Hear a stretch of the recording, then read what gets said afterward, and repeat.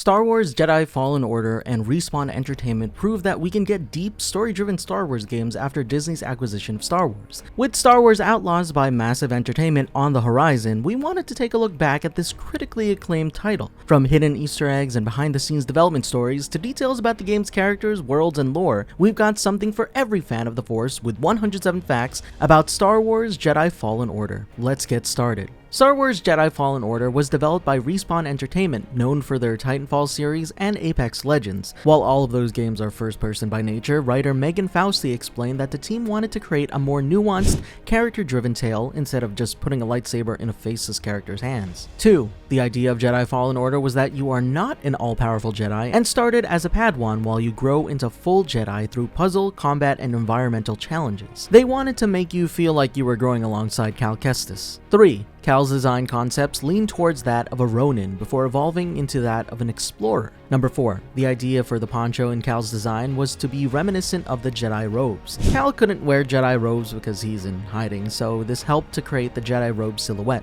Number 5. Cal Kestis has the ability to view Force echoes, or sense echoes, or the ability of psychometry, allowing him to witness events connected to objects. This is a rare ability that only some Jedi possess. These Jedi include Quinlan Vos, as seen in the Clone Wars, and Rey when she gets a hold of Anakin's lightsaber in The Force Awakens. Number 6. Cal can use Force Stasis, another ability considered fairly rare in canon, which allows him to slow down troopers and hold them. Other users of Force Stasis include Kylo Ren, as seen when he stops a blaster bolt in Force Awakens, Ezra Bridger in his fight against Shin Hati in Ahsoka, among others. Number 7. Cal Kestis is modeled and performed by Cameron Moynihan. Moynihan once played a Joker-like character in the Gotham TV series. Number 8. When Cal is training to pull his lightsaber with the Force, him hanging in the air is a reference to how Luke was hanging in The Empire Strikes Back. Obviously, situations are a bit different with Cal training and Luke trying not to die, but you get the picture.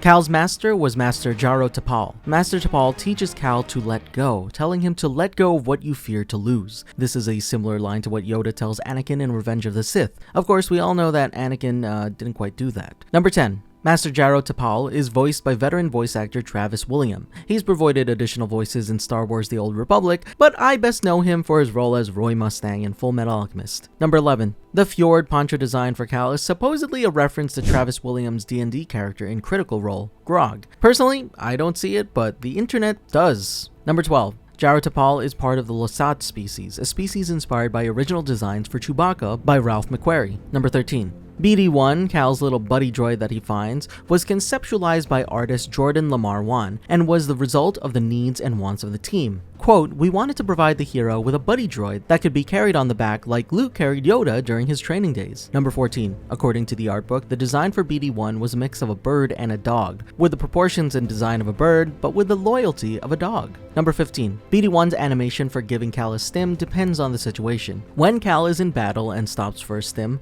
BD-1 will launch it in the air for Cal to catch, but if Cal has his hands busy while climbing, BD-1 will take it upon himself to inject Cal with a stim himself. Number 16. A little Easter egg, but when slicing into a security droid by the Stinger Mantis on Zepho, BD-1 hums a part of a certain Star Wars soundtrack theme. You will regret that. Number 17. Near the beginning of the game, on Bracca, while following the character Prauf, one of the doors that Cal has to go through locks, forcing him to turn back. Trying to open the door does nothing, however, if you try to open the door 66 times, you're greeted by a soundbite of Darth Sidious's famous line, "Execute Order 66. Execute Order 66. Number 18. The shipbreaking yard on Bracca has a bunch of details connected to the Clone Wars. Venator-class Star Destroyers, a Lucrehult battleship, gunships, AT-RTs, droid and clone trooper armors, and more can be found scattered throughout. Number 19. The planet Bracca contains an Iblis Maw, which is a superorganism similar to that of the Sarlacc. While the Sarlacc is just one creature with a giant mouth, the Iblis Maw has several mouths connected to a giant digestive system, which is located hundreds of meters below Bracca's surface. Number 20. In an Imperial facility, two stormtroopers can be heard conversing, with one telling the other that the captain mentioned that the enemies were approaching. In response, the other stormtrooper says, "At least we have the high ground," a nod to the famous line from Star Wars Episode 3, Revenge of the Sith. Number 21. Bogano was originally conceived as a flat marsh planet, but it proved to be difficult to work with when integrating wall running and platforming mechanics on flat land. So to solve this, the team made a humid planet with fractured clay and layered geology. Number 22. On Bogano, a large dragon-like creature resides in the distance. This is the Binog. While you can't get up close and personal with it, there are times when the Binog would take a peek at what you're doing around Bogano. Number 23. There is a Binog fossil found within the crevices of Bogano. The team added this to echo the bones of the Crate Dragon from A New Hope. Number 24. Clone Wars veteran and rebel extremist Saw Gerrera makes an appearance in Jedi Fallen Order. He's on the planet Kashyyyk alongside his partisans and teaming up with Cal Kestis to free the Wookiees. Number 25. Forrest Whitaker reprises his role as Saw Gerrera. Before Fallen Order, he played Saw in Rogue One and Rebels. Number 26. Speaking of Wookiees, Tarful, the Wookiee chieftain, makes an appearance. While he might not be Chewbacca, Tarful's made a number of appearances in other Star Wars media, such as Revenge of the Sith and The Clone Wars. Number 27. The Shadowlands of Kashyyyk are dark forests found on the planet, and where you eventually find Tarful. They were originally part of legends seen in game form in Star Wars Knights of the Old Republic before making an appearance in this game. Number 28. Another aspect pulled from Knights of the Old Republic are the Tak, which are a primate-like species found on Kashyyyk. Their debut was in another one of EA's Star Wars games, Battlefront 2, which makes this their second ever canon appearance. Number 29. The AT-AT that Cal commandeers on Kashyyyk is based on an earlier design by Ralph McQuarrie that was conceived for The Empire Strikes Back. One of the major differences between those versions and the ones in this game are that the turrets are on ball joints sitting on the lower cheeks of the AT-ATs in the game. Number 30. Remnants of the Clone Wars can be found on Kashyyyk as well. A gunship and a tank droid can be found sunken beneath the waters on Kashyyyk. Number 31. Project Siphon is the Imperial operation happening on Kashyyyk. Its purpose was to mine and refine the natural resources of Kashyyyk and turn them into material for the Empire to use. For Kashyyyk specifically, the sap from the Roshir tree, I hope I'm pronouncing that right, were refined into a liquid compound used by the Imperial military complex. Number 32. The Star Wars tradition of limbs being lopped off returns in Jedi Fallen Order, as Cal cuts off the Ninth Sister's right arm at the end of their battle. Number 33. You may have heard George Lucas say, "It's like poetry," but he's also known for saying faster, more intense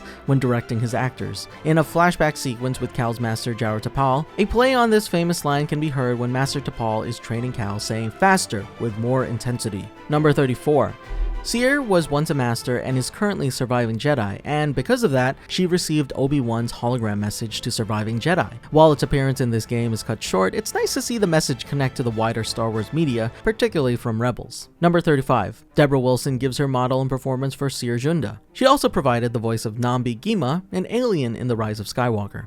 Number 36. Cal's knighting ceremony done by Seer follows tradition and mirrors the ceremonies of Anakin from the 2005 Clone Wars series, as well as Kanan Jarrus's from Rebels. Number 37. The main ship that Cal rides is a luxury yacht called the Stinger Mantis, a S-161 Stinger XL built by Latero Spaceworks. It's the only known ship produced by the company. Number 38. Latero Spaceworks shares its name with the Latero species in Star Wars. Number 39. The Stinger Mantis received design support from Doug Chiang and Ryan Church from Lucasfilm's art department. Number 40. When designing the Stinger Mantis, the design team included certain individual elements from existing Star Wars ships to help add a sense of familiarity. Number 41. Old submarines were also used as inspiration for parts of the ship, alongside elements from A New Hope. They wanted to convey a sense of claustrophobic conditions and heavy machinery. Number 42. The Stinger Mantis is piloted by Grease Stritus, who himself is a Latero, which is funny because the ship was created by Latero Spaceworks. Number 43. Grease's character was inspired by Ernest from Escape from New York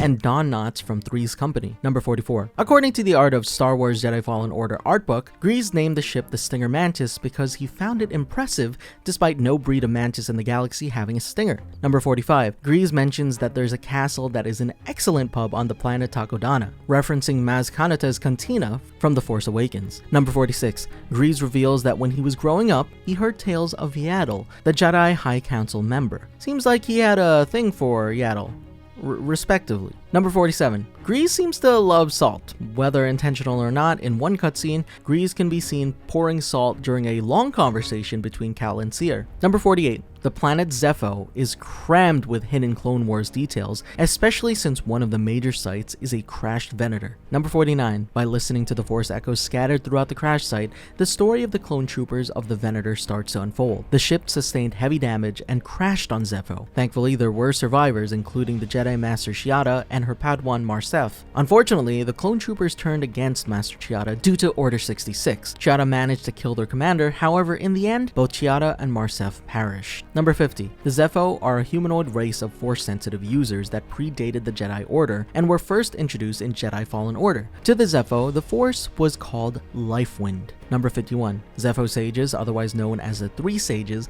were Zephonians who had the power to wield the Force.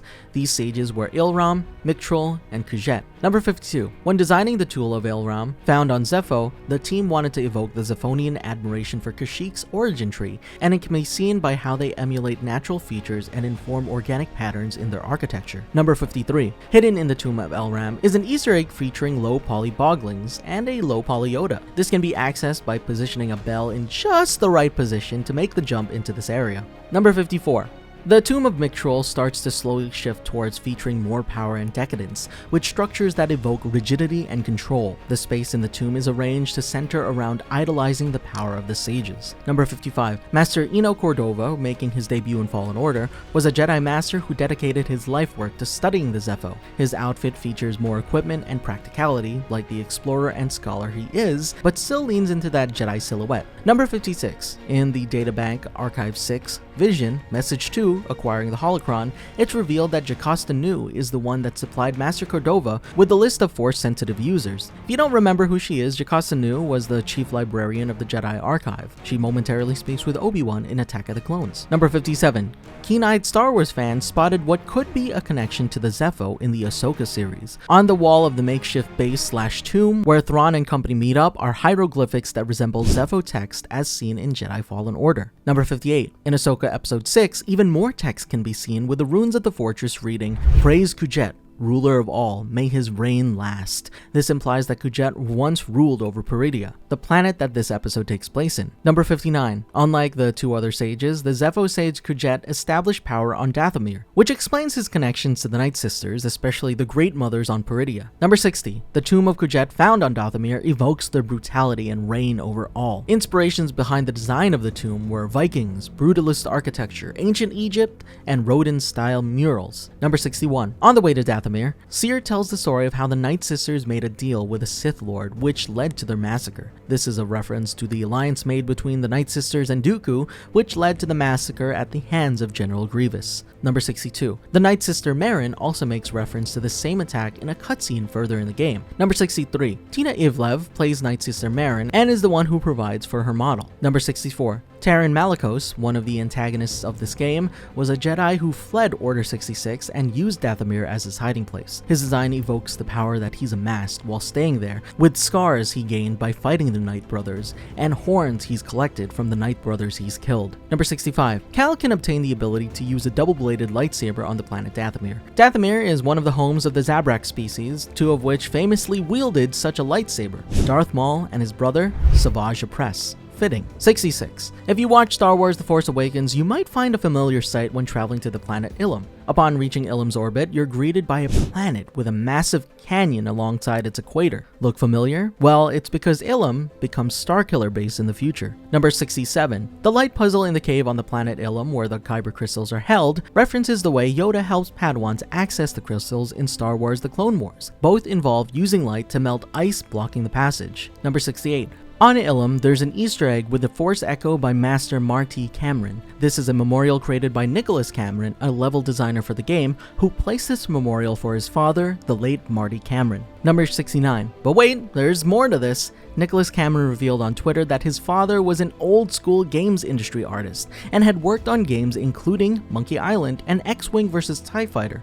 both LucasArts games. Number 70, Fortress Inquisitorius makes its official debut in Jedi Fallen Order. It had previously been mentioned in the Star Wars Darth Vader comics, but it's shown in its full glory here. Number 71. According to the developers, the design concept of Fortress Inquisitorius changed more than any other location featured in the game. Some of the alternate concepts included an asteroid base, a base hidden in a gas giant or nebula because they needed to be hidden from the public, a hyperspace-capable battle station, kinda like the Death Star, and even an Imperial Tribunal citadel. Number 72. The concept designs for Fortress Inquisitorius were created by Jean-Francois Rey and were inspired by Gothic cathedrals. Number 73. The planet Mustafar makes a little cameo appearance looming in the background of Fortress Inquisitorius, reason being that the fortress is located on the moon of Nur, part of the Mustafar system. Number 74. The torture chamber found in Fortress Inquisitorius takes inspiration from past torture devices in the series. The team borrowed a lot of these elements, such as Han Solo and Rey's torture scenes from Empire and The Force Awakens respectively, to create the quote, ultimate Imperial torture device. Number 75. Seer and Vader share a similar response to seeing what's precious to them fall from grace, with Seer screaming "No!" to Trilla turning to the dark side, just like Vader's response to Padme dying. Number 76. Scott Lawrence voices Darth Vader in Fallen Order, reprising his role from the Vader Immortal VR series. Number 77. The famous recurring line, "I have a bad feeling about this," somewhat makes a return, with Cal saying, "I had a bad feeling I'd see you here," upon encountering the Second Sister. Number 78. The Second Sister design, according to the team, was grounded in Inquisitorius visual language and was a mix of trooper armor and fencing/medieval knights. Number 79. Before the Second Sister was known to be an Inquisitor, the team played around with the idea of a dark side character with the powers of manipulation and deception. Number 80. In addition, a cut character that seems to share traits of the pre-Second Sister character was Mag Zaroff, a Jedi Hunter antagonist wearing a long cloak and is someone who walks with confidence. To me, she's kind of giving off Vader vibes. Number 81. The Second Sister, Trilla Suduri, is played by Elizabeth Grulon. Number 82. While it looks like the Inquisitors all have the same lightsabers, the Second and Ninth Sisters have slight variations. The Second Sister's Inquisitor saber is thin, almost like a fencing blade, while the Ninth Sister's saber is thicker, akin to a battle axe. Number 83. According to Matt Martin of the Lucasfilm Story Group, some hints at Star Wars Jedi Fallen Order were included in the 2017 comic book series Star Wars Darth Vader. These connections include the Ninth Sister, the Purge Troopers, and the Second Sister, which first appeared in the series' 6th, 13th, and 19th issues respectively. Number 84. Because the Ninth Sister was featured in the comics, most of her design stayed true to her comic design, but the team adapted it to the game's level of detail and fidelity. Number 85. A cut Inquisitor design was of the Quarren species. The team believed that they would have been an interesting addition to the Inquisitor lineup and would have allowed them to create unique helmet designs. Number 86. Just like many other lightsabers out there, each color of lightsaber that Cal Kestis uses has a unique ignition sound. Number 87. On the PS4, the light bar on the controller changes color depending on what color lightsaber Cal's using at that very moment. Number 88. Cal Kestis' lightsaber can be purchased at Galaxy's Edge and can be found at Doc Ondar's Den of Antiquities. Number 89. One of the metals that can be used to customize Cal's lightsaber is Hazian Smelt. Hazian Smelt is a metal that first appeared in Star Wars The Last Jedi, in which a medallion worn by sisters Rose and Paige Tico is also made with the same metal. Number 90. The Haxian Brood and Outer Rim Crime Syndicate make their debut in Fallen Order. Their base of operations is known as Ordo Eris and resides within an asteroid. Number 91. There are 4 special legendary beasts, which are unique variants of existing creatures, each being on one of the planets in the game. The albino Wishak can be found on Kashyyyk, the Nidak Alpha resides on Dathomir, Rabbit Jotaz is on Zepho, and Ogdo Bogdo is situated within Bogano. Number 92. D. Bradley Baker reprises his role voicing all of the clone troopers featured in Cal's flashbacks. Baker's known as the voice of the clone troopers in Star Wars The Clone Wars. Number 93. BD-1 has an unlockable purple and green skin called Day of Dianaga. This is a reference to the LucasArts game Day of the Tentacle, with the Dianaga being a tentacled species. Number 94. The Sumi paint skin for BD-1 is a reference to Neon Genesis Evangelion, making BD-1 appear similar to Shinji's Eva Unit 1. Number 95. Likewise, the Sumi poncho for Cal also references Eva, with his poncho sharing a similar design to Mari Makanami from the Rebuild of Evangelion series. Number 96. The Homestead poncho design is pulled directly from a painting found in the Lars Homestead kitchen from A New Hope. Number 97. The Starfighter poncho is aptly named for its resemblance to the Rebels pilots' uniforms. Number 98. This is even more apparent when you combine the pilot outfit, which makes him look like Luke from The Empire Strikes Back. Number 99. The Pathfinder outfit and the Commando poncho together are reminiscent of the Guerrilla Rebel outfits from Return of the Jedi, particularly the one that Leia wears. Number 100. BD-1's Vanguard skin, only available through EA Origins, is a reference to BT-7274, a Vanguard-class Titan and the deuteragonist of Titanfall 2, another Respawn Entertainment title. Number 101. Similar to BT-7274, which in development, the BT stood for Buddy Titan, BD and BD-1 stands for Buddy Droid.